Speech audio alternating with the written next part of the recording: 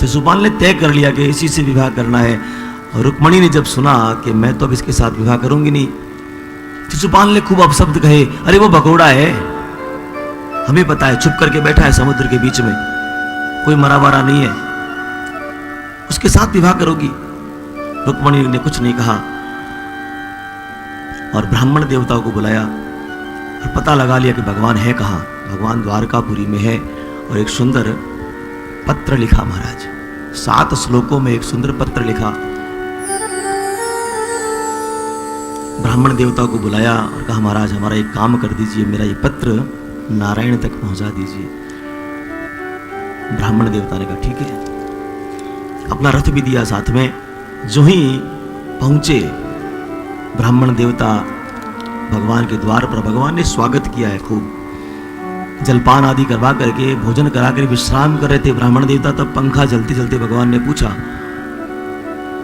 ब्राह्मण देवता कैसे पधारना हुआ? ये युक्ति सीखनी है हमें। हमने क्या सीखा है?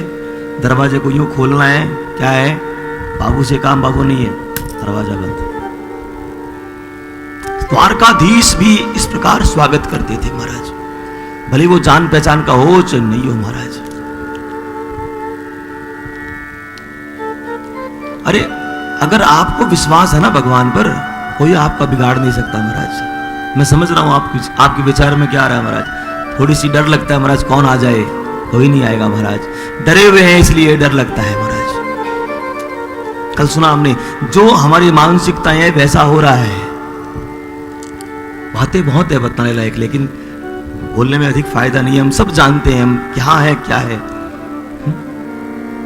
दरवाजे पर परमात्मा के चिन्ह होने चाहिए थे बोलना पड़ रहा है महाराज। शुभ लाभ लिखते थे महाराज, रिद्धि सिद्धि लिखते थे, जय श्री कृष्ण लिखते थे, राधे राधे लिखते थे, जय श्री श्याम जय श्री राम लिखते थे।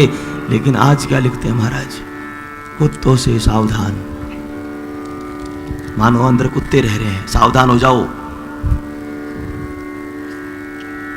हम जैसों को बड़ी समस्या होती है, कहीं नए कॉम्प्लेक्स में जाते हैं ना महाराज, तो एक ही में 4-4 5-5 फ्लैट है, पहली बार गए हैं तो मालूम ही नहीं चलता महाराज किसका घर है ये। शुभ लाभ तो समझ जाए कि महाराज हाँ अपना ही है, कोई दीपावली की पूजा करने वाला यही होगा, क्योंकि अलग अलग जातियों के लोग रहने लगे आजकल, मालूम चलता नहीं है। गणेश जी गायब है महाराज। एक बात और, जब बात चली है तो महाराज आजकल हम लोगों ने नया फैशन शुरू किया है, स्टिकर्स लगाते हैं। स्टिकर आ गए ना, शुभ लाभ रिद्धि सिद्धि के महाराज। शिव पुराण में कथा आती है महाराज, द्वार विनायक है वो। चलो विज्ञान से जोड़ के बताते हैं आपको। सिंदूर क्यों लगाना चाहिए? सिंदूर में पारा होता है, पारा, मरकुरी कहते हैं आप लोग, पारा होता है उसमें।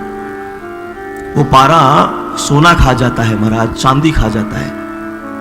पारे का शिवलिंग हो, पारे का स्फटिक, पारे का अगर आपके पास श्रीयंत्र हो, उसमें रखो सोना चांदी, वो खा जाएगा उसे। तो सोचिए जो पारा सोना चांदी खा जाएगा, सारी नेगेटिविटी नहीं खा जाएगा आपकी वो। यही भाव है कि द्वार पर रिद्धि सिद्धि शुभ लाभ हम सिंदूर से लिखे, सारी नकारात्मक ऊर्जा बस दरवाजे तक रह जाए, अंदर ना प्रवेश करे।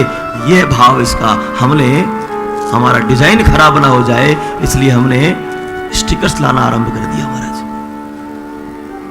सजावट करिए, मना नहीं है महाराज, लेकिन सिंदूर से स्वस्तिक करना बंद मत करिए महाराज, उसमें पारा होता है।